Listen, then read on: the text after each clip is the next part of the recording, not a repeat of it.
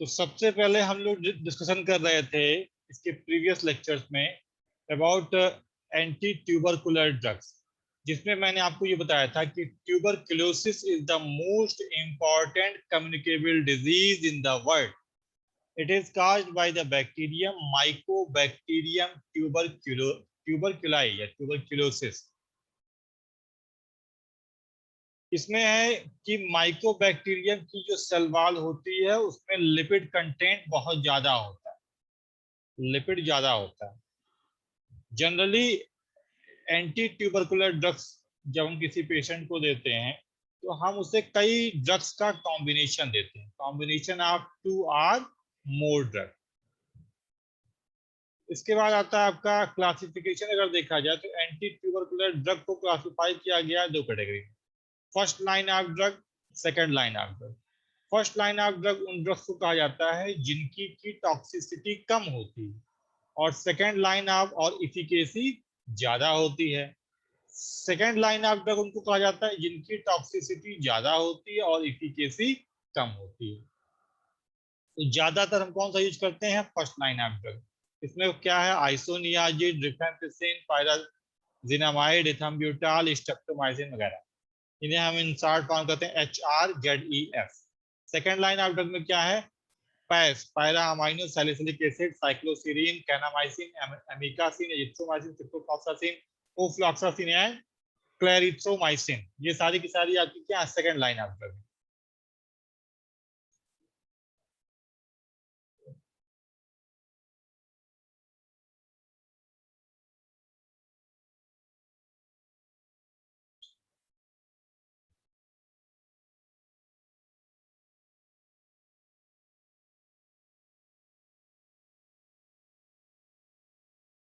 अब हम पढ़ेंगे फर्स्ट लाइन ऑफ ड्रग के बारे में. फर्स्ट लाइन ऑफ ड्रग में क्या है? फर्स्ट लाइन ऑफ ड्रग में आपका first one is isoniazid. Isoniazid क्या है? इसका ये क्या काम करता है? ये मैक्रोफेजेज सेल के पेनिट्रेट कर जाएगा और एक्स्ट्रा सेलुलर और इंट्रा सेलुलर दोनों टाइप के ऑर्गेनिज्म को ये किल कर देता है. इसके बाद आता है और क्या काम करता है? बैक्टीरियल सेल वॉल में एक एसेंशियल कंपोनेंट होता है माइकोलिक एसिड. तो ये माइकोलिक एसिड की सिंथेसिस को रोक देता है. आइसोनियाजिड की खास बात क्या है कि बहुत बार देखा जाता है कि इसमें इसके प्रति बैक्टीरिया में रेजिस्टेंस डेवलप हो जाता है. ऐसा क्यों? क्योंकि आइसोनियाजिड की जो प्रोडक्ट फॉर्म होती है वो एक्टिव फॉर्म में कन्वर्ट होती है वाया द एंजाइम कैटालेज पेरोक्सिडेज. उसमें अगर कभी बैक्टीरिया में म्यूटेशन हो जाए तो वो कैटालेज पेरोक्सिडेज को इनहिबिट कर देता है. इसी वजह से वो प्रोडक्ट एक्टिव ड्रग में कन्वर्ट नहीं हो पाती, इस वजह से रेजिस्टेंस डेवलप हो जाता है. फार्माकोकाइनेटिक अगर देखा जाए तो ज्यादातर इसका मेटाबॉलिज्म कहाँ पे होगा? लिवर में होगा. ज्यादातर एक्सक्रीट किसके द्वारा होगी? In the via urine. अगर किसी को पहले से हिपैटिक प्रॉब्लम है या किडनी की प्रॉब्लम है तो उसको ये दवा बहुत ही एहतियात के साथ दी जानी चाहिए. ये देखा गया है कि बहुत लंबे समय तक लेने पे न्यूरोपैथी डेवलप होने लगती है.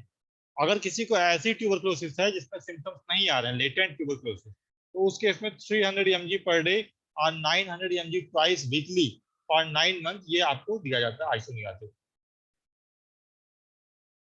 आइसोनियाजिड का एडवर्स रिएक्शन क्या है? कभी कभी कुछ लोगों में इम्यूनोलॉजिकल रिएक्शन देखने को मिलते हैं आइसोनियाजिड एडमिनिस्ट्रेशन के बाद, such as fever, skin rashes वगैरह. इसके अलावा drug induced systemic lupus erythematosus भी देखने को मिलता है. डायरेक्ट टॉक्सिसिटी में क्या है? डायरेक्ट टॉक्सिसिटी में loss of appetite, Nazia, vomiting, jaundice, ये इसके सिम्टम्स हैं डायरेक्ट टॉक्सिसिटी में.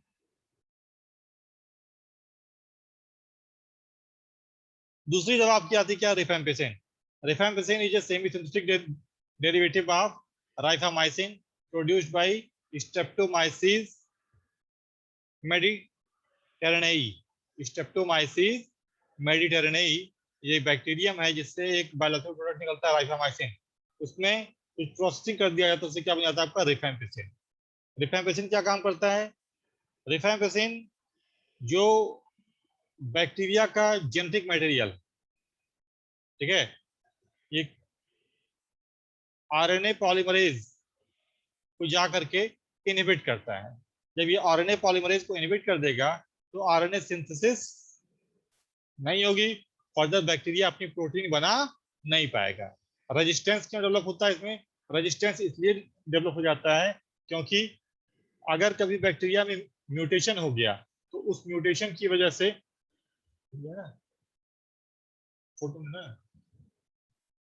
अगर कभी बैक्टीरिया में रेजिस्टेंस डेवलप हो गया तो रेजिस्टेंस डेवलप होने की वजह से वो जो आरएनए पॉलीमरेज होगा वो आरएनए पॉलीमरेज थोड़ा सा और उसमें ऑल्टरनेशन हो जाएगा।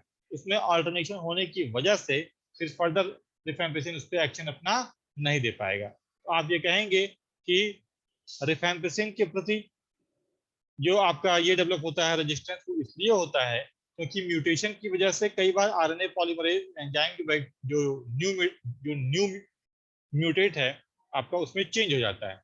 उसमें चेंज होने की वजह से ये प्रॉपर एक्शन नहीं दे पाता है।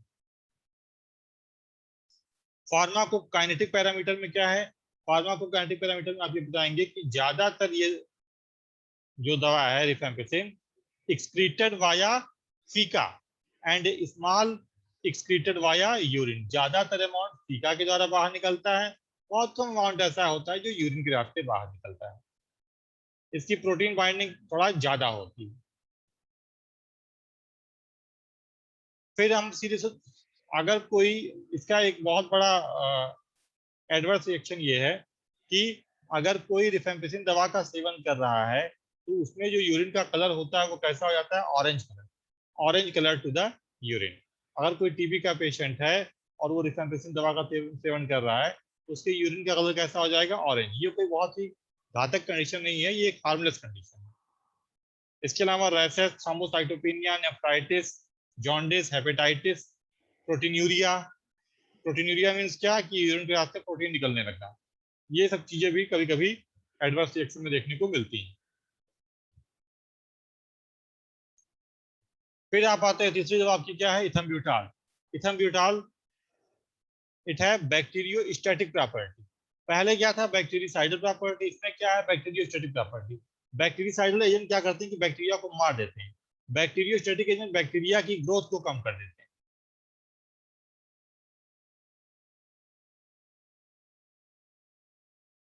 ये क्या है? ये जो इथम्ब्यूटाल आपकी ड्रग है ये एक एंजाइम होता है अरेबाइनोसिल ट्रांसफरेज।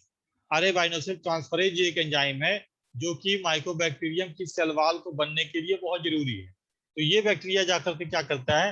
अरेबाइनोसिल ट्रांसफरेज एंजाइम को रोक देता है। ये जो दवा है ये अरेबाइनोसिल ट्रांसफरेज एंजाइम को रोक देगी, जिससे बैक्टीरिया की सेल वॉल प्रॉपर तरीके से बनने नहीं पाएगी।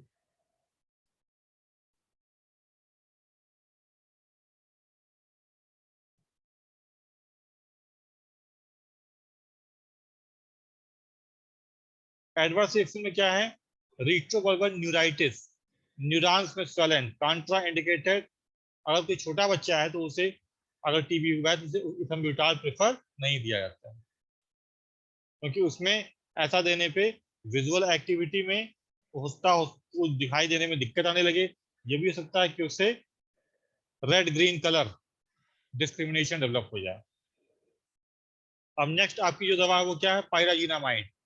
पायराजिनामाइड निकोटिनामाइड का रिलेटिव है। पायराजिनामाइड जो है PZA, ये निकोटिनामाइड का रिलेटिव है। इसमें क्या है?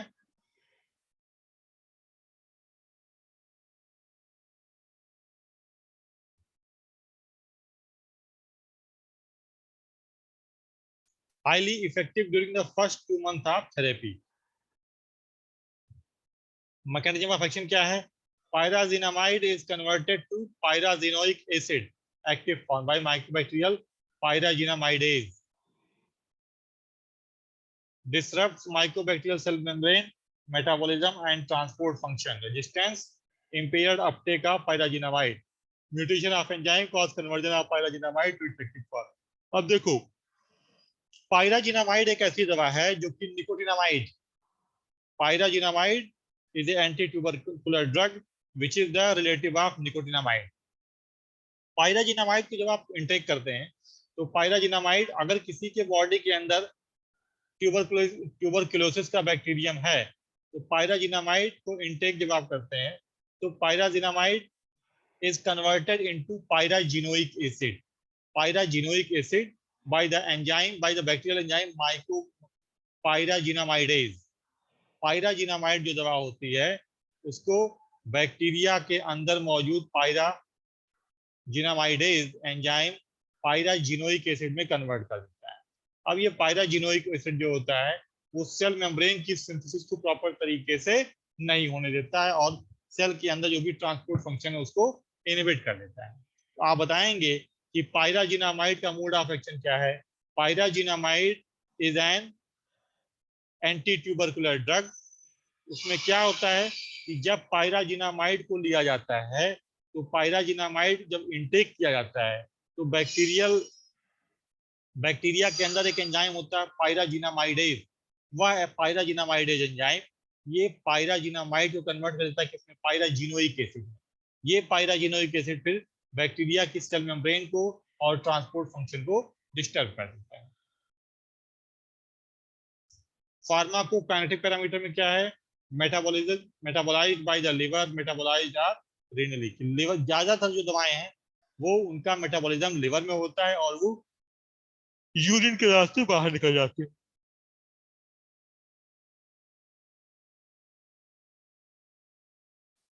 इसका एडवर्स इफेक्ट क्या है, हिपैटोटॉक्सिसिटी। ये देखा जाता है कि जिन लोगों को पायराजिनामाइड दिया जाता है उसमें से 1 से 5% लोगों में हिपैटोटॉक्सिसिटी डेवलप हो जाती है। But it is less common in Indian population. अपने इंडियन पॉपुलेशन में अगर पायराजिनामाइड दिया जाए तो उसमें हिपैटोटॉक्सिसिटी डेवलप नहीं होती है, लेकिन बाहरी कंट्रीज में अगर पायराजिनामाइड दिया जाता है तो उसमें 1 से 5% लोगों में हिपैटोटॉक्सिसिटी डेवलप हो जाती है। और क्या क्या एडवर्स इफेक्ट है, Nazia, vomiting, fever and hyperuricemia. Hyperuricemia occurs uniformly. Drug therapy should be, अगर किसी को लिवर की प्रॉब्लम है तो उसको ये दवा कॉन्ट्राइंडिकेटेड है, नहीं दी जाती। अगला है आपका क्या है, streptomycin. Streptomycin is a part of aminoglycoside antibiotic.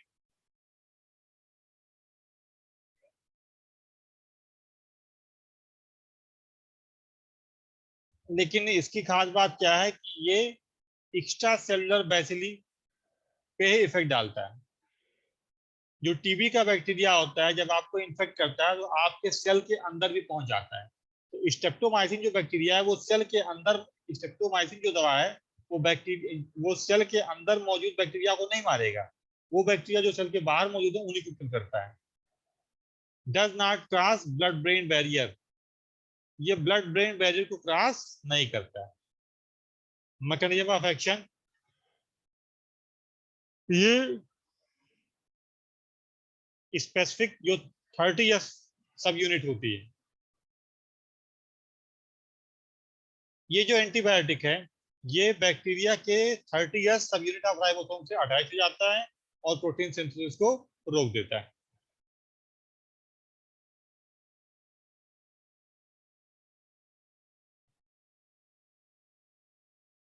अब ये दवा गैस्ट्रोइंटेस्टाइनल ट्रैक्ट से एब्जॉर्ब नहीं होती, इसीलिए इनको हम जनरली देते हैं किसके द्वारा, इंट्रामस्कुलर इंजेक्शन या इंट्रावेनस इंजेक्शन, आईवी या आईएम रूट से इनको हम दिया जाता है। Non tuberculosis species of mycobacteria other than mycobacterium ओविम।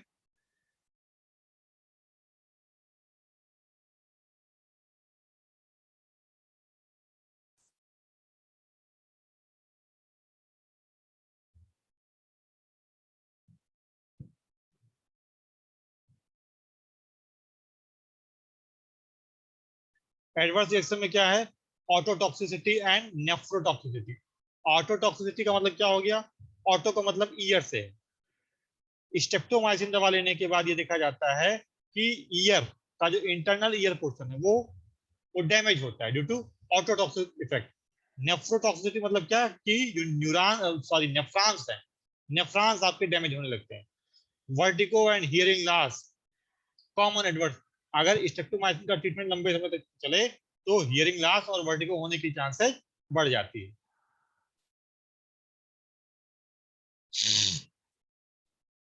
तो ये आपका हो गया about anti tubercular drug which is first line of drug. अब मैं एक बार शुरू से रिवाइज कर दे रहा हूं, आप लोग इसको बहुत ध्यान से सुनते जाइए। एंटी ट्यूबरकुलर ड्रग्स उन दवाओं को कहा जाता है जो कि टीबी के मरीजों को दी जाती हैं ताकि उनका टीबी ठीक हो सके। अब टीबी क्या है? टीबी एक बीमारी जो किसके द्वारा होती है? एक प्रकार का बैक्टीरिया है, माइकोबैक्टीरियम ट्यूबरकुलाई। वह पॉजिटिव एजेंट है किसका? टीबी का। टीबी आपके शरीर के किसी भी अंग में हो सकती है, लेकिन ज्यादातर ये कहाँ देखने को मिलता है? फेफड़े में। फेफड़े में। इसका अगर देखा जाए तो क्या पहचान है? लंबे समय तक अगर किसी को फीवर है, लंबे समय तक अगर किसी को खांसी आ रही है, किसी का वेट बहुत तेजी से गिर रहा है, वजन बहुत तेजी से गिर रहा है, ठीक है, खांसी में जो बलगम निकल रहा है, उस बलगम में अगर ब्लड आ रहा है, तो ये सारे के सारे लक्षण, सांस फूलना बहुत लंबे समय तक, वजन गिर जाना, ठीक है, खांसी आना लंबे समय तक, बुखार रहना लंबे समय तक, ये सारे के सारे लक्षण किसके हैं? टीबी। अब एक होता है लेटेंट टीबी। लेटेंट टीबी किसे कहते हैं? लेटेंट टीबी का मतलब ये होता है कि टीबी का बैक्टीरिया तो आपके अंदर मौजूद है, लेकिन आपके शरीर में कोई लक्षण डेवलप नहीं हो रहे हैं, तो उसे आप क्या कहेंगे? Latent TB.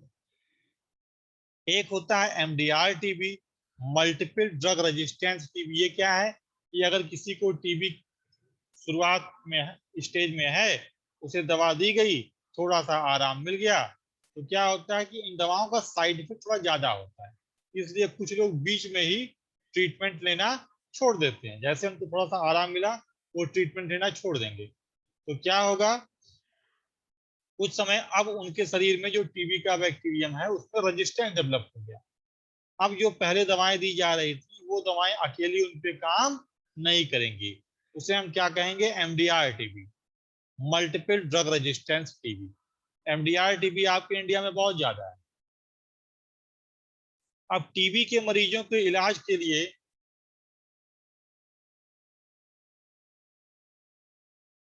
जो दवाएं दी जाती हैं उनको हम डिवाइड करते हैं दो कैटेगरी में।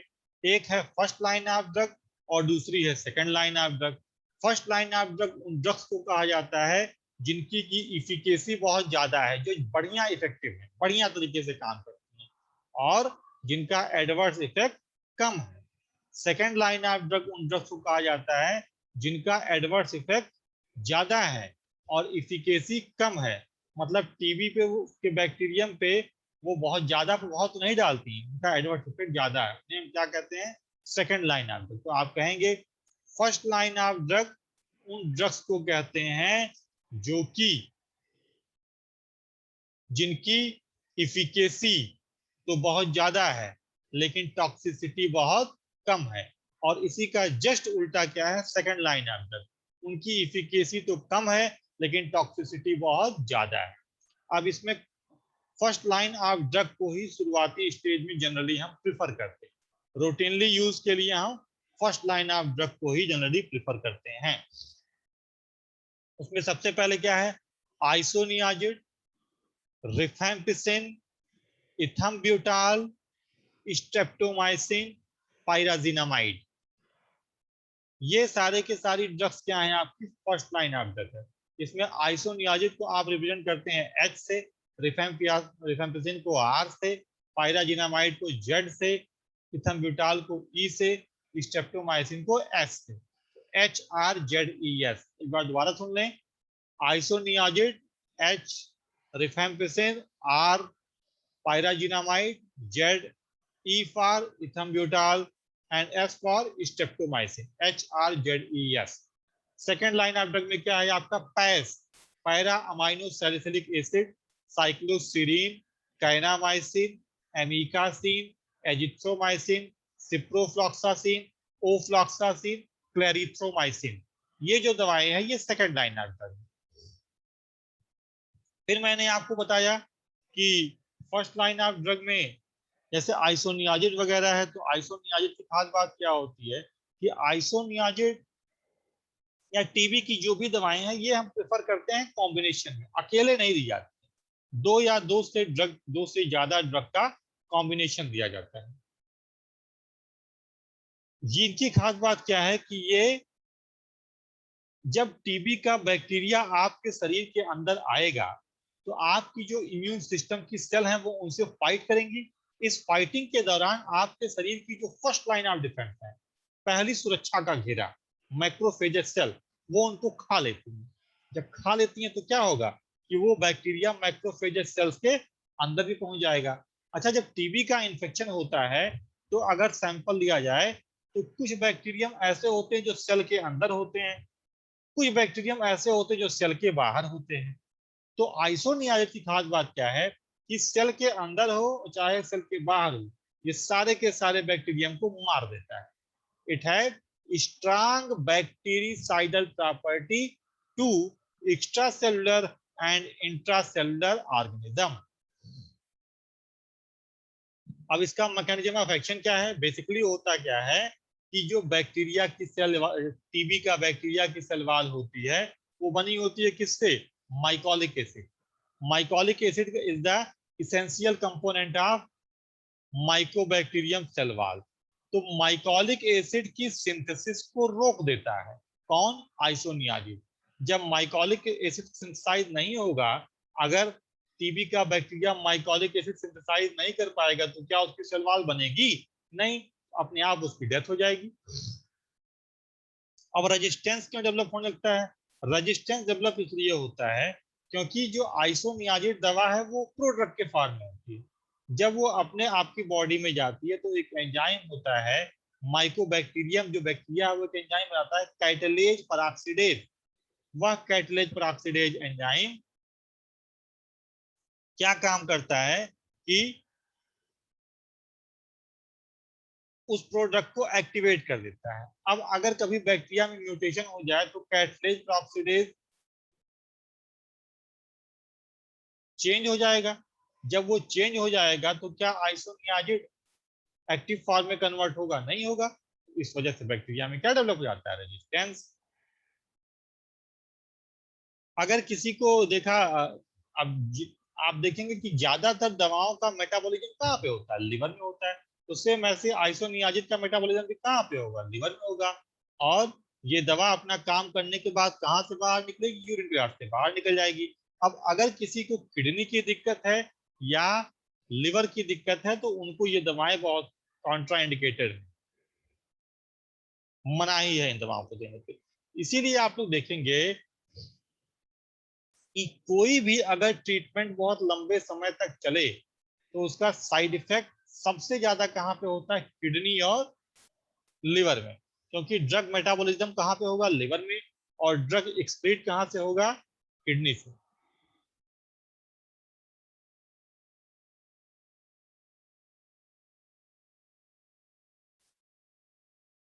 अब बहुत लंबे समय तक इस दवा को लेने के बाद न्यूरोपैथी डेवलप होने लगती है।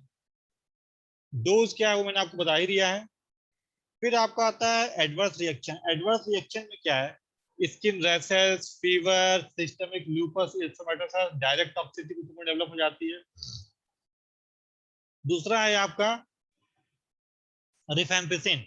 It is semi synthetic derivative of rifacin, rifamycin. Rifamycin is obtained biological product obtained from Streptomyces mediterraneae, semi-synthetic derivative of rifamycin product, rifamycin, which is produced by Streptomyces mediterraneae. Clear? Mechanism of action में क्या है कि ये bacteria के अंदर मौजूद RNA polymerase को inhibit कर देगा। इससे बैक्टीरिया प्रोटीन अपनी नहीं बना पाएगा। कुछ समय के बाद बैक्टीरिया की डेथ हो जाएगी। रेजिस्टेंस जो डेवलप होता है भाई, बैक्टीरिया के अंदर जीन में कुछ चेंज हो गया। अब जब चेंज हुआ तो जो आरएनए पॉलीमरेज बना वो पहले जैसा नहीं था। पहले वाले से रिफेम्पिसिन बाइंड हो जाता था, दूसरे वाले आरएनए पॉलीमरेज को रिफेम्पिसिन चेंज डैमेज नहीं कर पा रहा है, इस वजह से क्या डेवलप हो गया, रेजिस्टेंस। तो आप क्या कहेंगे, मैकेनिज्म जो रिफेम्पिसिन है, रिफेम्पिसिन इज ए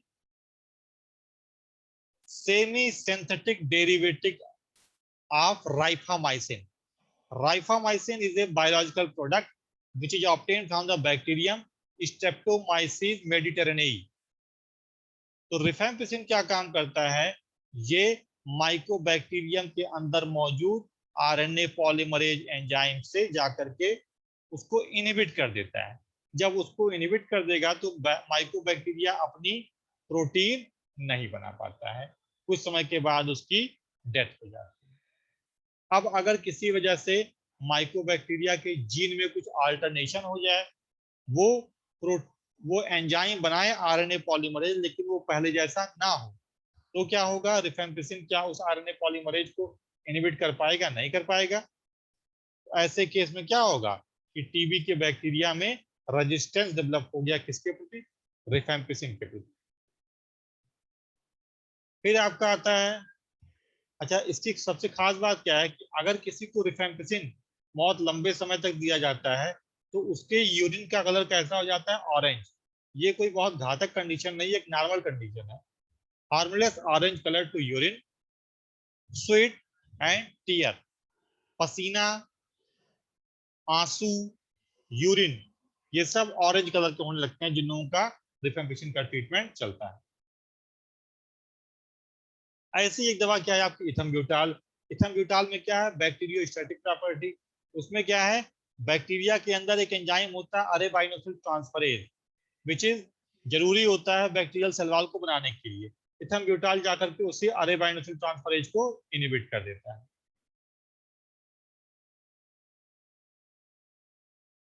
अगली मेडिसिन क्या है आपका, पायराजिनामाइड। पायराजिनामाइड एक रिलेटिव है किसका, निकोटिनामाइड का। पायराजिनामाइड एक, जब आप पायराजिनामाइड को इनटेक करते हैं तो बैक्टीरिया उस पायराजिनामाइड को कन्वर्ट कर देता है पायराजिनोइक एसिड में बाय द एंजाइम पायराजिनामाइडेज। रेजिस्टेंस, अब ये जो पायराजिनोइक एसिड होता है इसकी वजह से बैक्टीरिया की सेल वॉल डैमेज होने लगती है, बैक्टीरिया का जो भी ट्रांसपोर्ट सिस्टम है वो डैमेज होने लगता है।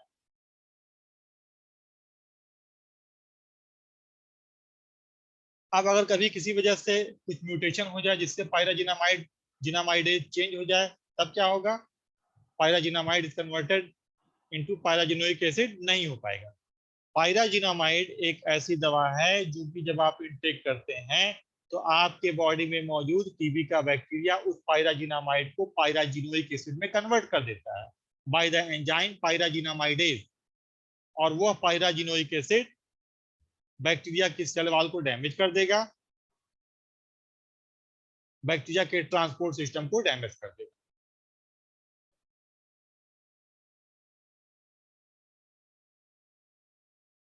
अगला है आपका streptomycin. Streptomycin is aminoglycoside antibiotic.